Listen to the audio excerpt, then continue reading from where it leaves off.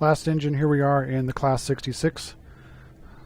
This engine is a little bit different in that the throttle lever is in the backward position for 0, and it has these 3 position brake levers. So the Warthog will work the way you'd expect.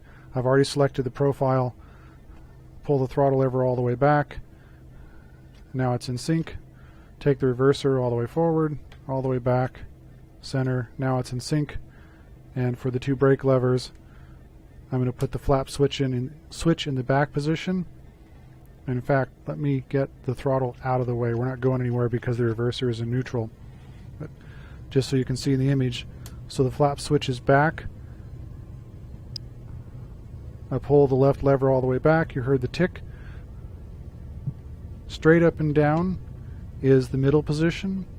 That's the backwards position and the forward position. So you don't have to move it all the way to get to there. Just there's release, there's hold, and there's apply. Now I'll switch to the automatic brake, same thing. We heard the tick, so we now that they're synchronized. Release, hold, and apply. So that's it. The other engines, I'm not showing them in the video because I either don't have the DLC or they're not out yet. When they come out, I will update this script file to work with the new engines, the ACS64, pretty soon when it comes out. If I get the Rapid Transit, then I will update that one as well.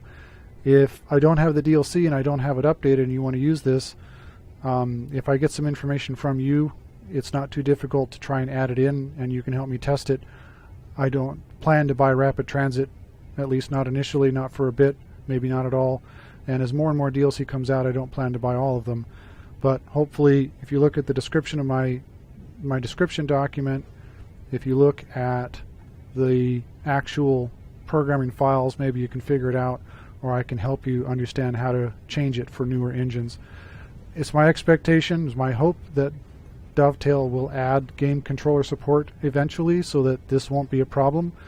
Most people out there are using rail drivers, and I imagine rail driver support will come. I don't know for sure if generic game controller support will come. They never did it for Train Simulator. To do all this in Train Simulator requires some community supplied mods to make it work as well.